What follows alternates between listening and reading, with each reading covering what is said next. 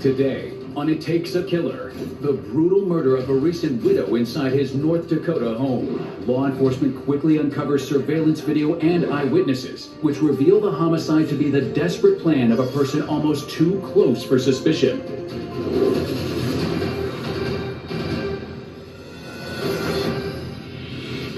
Fargo, North Dakota, Monday, October 26, 2009, 8:40 a.m. 49-year-old periodontist Philip Gattuso drops his 3-year-old daughter Kennedy off at daycare. Philip has been Kennedy's sole caregiver for the past 8 months, since March when his wife Valerie died from complications following heart surgery. Philip currently only works part-time, having recently sold his dentistry practice. Yet that Monday morning, he has a 10:30 conference call scheduled with a consultant. Philip misses the teleconference. He doesn't email or call with an explanation as to why. By 6 o'clock that evening, he also fails to pick up his daughter from daycare. A worker at Kennedy's Montessori school calls family friend Julie Willard and informs her of the situation. Around 7 o'clock, Julie calls Philip's next-door neighbor, Charles Bramall, and asks him to go over and check the Gattuso residence. Bramall grabs a ladder and scales their common fence to check on Philip's property. He doesn't see Philip's Porsche in the garage, so he assumes no one's home and leaves. By 7:30, a daycare employee drops Kennedy Gattuso off at Julie's house because no one she's contacted has heard from Philip. Minutes later, Julie meets Charles at Philip's condo. They use an unlocked back door to gain entry. There's flipped over furniture and open doors everywhere. Julie and Charles make their way to the master bedroom. There, they find Philip Gattuso on the floor with blood pooled around his head. Charles checks Philip and finds he's not breathing. He calls 911. Fargo police arrive on the scene just before 8 p.m. Investigators enter Philip's bedroom and immediately see bloody footprints tracked across the carpet to where his body lies. It appears he's been bludgeoned in the back of the head. It's clearly a homicide, yet detectives do not locate a murder weapon at the scene. They suspect the bloody footprints belonging to Philip's attacker. However, CSI is unable to lift a full footprint.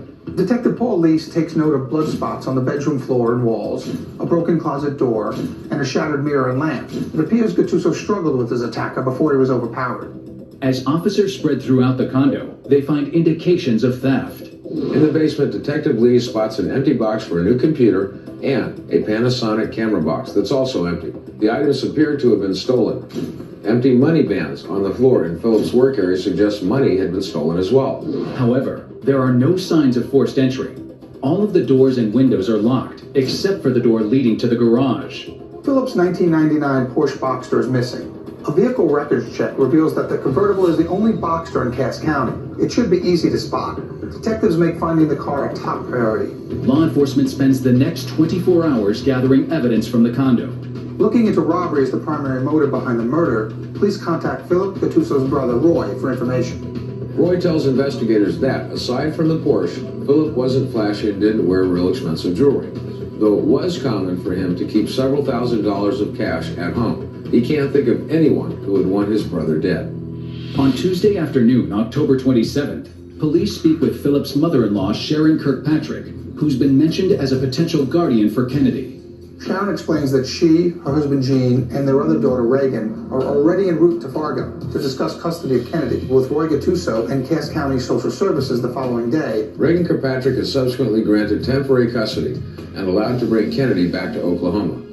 Meanwhile, on Wednesday, October 28th, the state medical examiner's office conducts an autopsy on Philip Gattuso. The coroner determines that the cause of death was multiple blows to the head with a hammer, and that death occurred Monday, October 26th between 7 a.m. and the early afternoon hours. Over the next few days, Fargo police interview owners and employees of the local businesses near Philip Gattuso's condo. Before long, detectives visit the Bowler, a bowling alley 1 block south of Gattuso's home. Surveillance cameras facing the Bowler's parking lot recorded some suspicious activity on the morning of October 26th. At 7:29 a.m. on the 26th, the footage shows a black Chevy pickup with a flatbed U-Haul trailer attached pull into the parking lot. The driver exits the vehicle, then heads on foot in the direction of Gattuso's condo complex. Security footage from a nearby A&W restaurant offers a view of Gattuso's garage and front door. At 7:47 a.m., the video shows the same person from the Bowler parking lot walking near Gattuso's residence. The homicide team combines what they learned from surveillance footage with eyewitness statements to construct a timeline of the day Philip Gattuso was murdered. Jim Kandeski, the owner of the Bowler, tells detectives that when he arrived at work around 9 a.m. on October 26th, He saw the same pickup with a flatbed trailer from the video in his parking lot. The truck had Oklahoma license plates. At 10:52 a.m., the Bowler cameras catch a light-colored car matching the size and shape of Phillips' Porsche backing into the parking garage in Phillips' condo complex. Minutes later, the pickup truck and trailer left the Bowler parking lot and backed into the same garage. Gattuso's neighbor, Jamie Viker, tells authorities that around 11 a.m. on the 26th, she went outside to empty the trash and spoke with a blonde-haired 20-something white male who was lying under the trailer. The man told her the car on top of the trailer had been purchased on eBay and that he was delivering it to the buyer. The car was covered with a black tarp, but Jamie could still make out that it was silver and had Boxster written on the back of it. At 11:31 a.m., surveillance footage from the Bowler shows the pickup leaving the parking garage with a silver car on top of its attached trailer. Around that time, Tom Frankel was on a treadmill at a medical facility near the Bowler. He recalls seeing a dark blue extended cab pickup hauling a trailer containing a tarp-covered vehicle toward Interstate 29. Police now believe the key to catching Philip Gattuso's killer is tracking down his car. At 8:15 p.m. that Wednesday night, Fargo Police Detective Paula Turns receives a call from a man named Darwin Lusty. Lusty tells Detective Turns that he and his friend Ray Griffith saw a dark Chevy pickup with Oklahoma plates at Glacial Lakes rest area along I-29. Less than an hour later, Ray Griffith contacts Detective Turns to offer additional information. He describes the truck driver as a white male, 6 feet tall, 45 to 50 years of age. The man was slender, wavy brown hair, had a flat face, and no facial hair. Ray explains how the driver seemed nervous and kept making sure the tarp was covering the license plate and the wheels of the car he was hauling. Ray had a quick conversation with the driver who told him someone bought the car online for $12,000. He'd gone to Canada to pick it up and was now on his way back to deliver it. Lieutenant Pat Klaus visits Glacial Lakes rest area, which is just south of the North Dakota-South Dakota border. Klaus reviews surveillance footage from October 26, which depicts the pickup driver entering the rest stop bathroom with an empty black garbage bag and what appears to be a change of clothing. A red stain is clearly visible on the left side of his pant leg. A short time later, cameras capture the driver leaving the rest area in the change of clothes he was carrying. The black garbage bag now has items in it, presumably clothing the driver was previously wearing. Further review of the rest stop video shows that the rented U-Haul trailer has an Oklahoma license plate number. Now, homicides detectives need to locate the driver. In late October 2009, police in Fargo, North Dakota are investigating the murder of periodontist Philip Gattuso, who was found bludgeoned to death inside his condo. Several items were stolen from Gattuso's home during the commission of the homicide, including his prized Porsche Boxster. Through eyewitness accounts and security video from nearby businesses, police established a rough timeline of the murder and theft. It seemed that on the morning of October 26, a pickup truck driver loaded Gattuso's Porsche onto a U-Haul trailer and then left the crime scene. Surveillance cameras from a rest area just south of the North Dakota border captured a clear image of the driver, who used the rest area bathroom to change out of what appeared to be blood-stained clothes. The footage also clearly identifies the Oklahoma license plate number on the U-Haul trailer. On Thursday, October 29th, Fargo Police Detective Pat Klaus contacts an agent from the Oklahoma State Bureau of Investigation, or OBSI, for assistance getting information about the U-Haul. Oklahoma authorities quickly discover the trailer had been rented from a facility in Oklahoma City at 3:49 p.m. on October 23, 2009. It was returned on the afternoon of October 27th. Rental records provide the license plate number of a 1999 Chevy Silverado the renter used to haul the trailer. Law enforcement procures a DMV photograph of the Silverado's registered owner, a 41-year-old Michael Allen Nakvinda. There's a definite resemblance between the DMV photo and the surveillance images from the rest stop.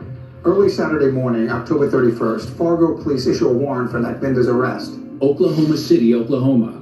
Saturday, October 31st, 2009, 7:52 a.m. Fargo police, agents from the OBSI, and a SWAT team surround the home of Michael Nakvinda, who lives with his mother, Edith Wade. A SWAT negotiator calls Nakvinda on the landline and asks him to come out. Nakvinda soon surrenders and is taken into custody without incident. When officers inform Nakvinda that he's a suspect in a murder investigation, he claims he has no idea what they were talking about. Fargo detective Paul Leese attempts to interview Nakvinda. All he'll say is that he's never been to Fargo. He refuses to speak any further without a lawyer present, so he's transported to county jail. In the meantime, investigators run a background check on Michael Nakvinda.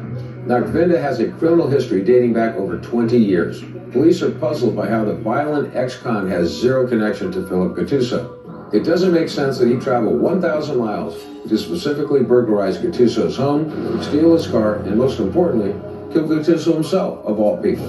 The authorities soon execute a search warrant on the residence Nakvinda shares with his mother. Inside Michael's bedroom, cops find paperwork for 2 storage unit rentals. Underneath his bed, they find $2,500 cash stashed in a coffee can. Fargo detective Paula Turns conducts a brief interview of Edith in the backseat of the squad car outside the residence. Edith is surprised by the cash discovery, as she doesn't believe her son would have that kind of money. Turns starts mentioning the names of individuals involved in the case from Philip Gattuso's sphere. When Turns brings up Gattuso's father-in-law, Gene Kirkpatrick, Edith says Kirkpatrick had hired Michael in the past to do odd jobs. Around 4:30 that Saturday afternoon, Detective Turns contacts Gene Kirkpatrick. She asks him and his wife Sharon to meet her at the police station in their town, Jones, Oklahoma, for questioning. Kirkpatrick explains that they just returned from Fargo with their granddaughter Kennedy and agreed to come down. At 6 o'clock, Fargo detective Paul Lees and OBSI agent Jerry Cusack conduct a tape-recorded interview with Gene Kirkpatrick. Gene readily admits tensions exist between him and Philip Gattuso, which stem from the way he believes Philip mistreated his daughter, Valerie, during her prolonged illness. Investigators tell Kirkpatrick his former handyman Michael Nakvinda has been arrested for Gattuso's murder. Detectives then explained that Nakvinda had implicated him in the murder, which is a bluff. The ruse works. Kirkpatrick soon admits to having conversations with Nakvinda about wanting Philip Gattuso gone or dead, so that his family could raise Kennedy in Oklahoma City. During one conversation, Nakvinda claimed to know someone who could kill Philip for $100,000, but Kirkpatrick told him he couldn't pay that. Eventually, in a separate conversation, he and Nakvinda agreed on a price of $13,000 to take Philip out. $3,000 would be paid up front, and the remaining $10,000 at a later date.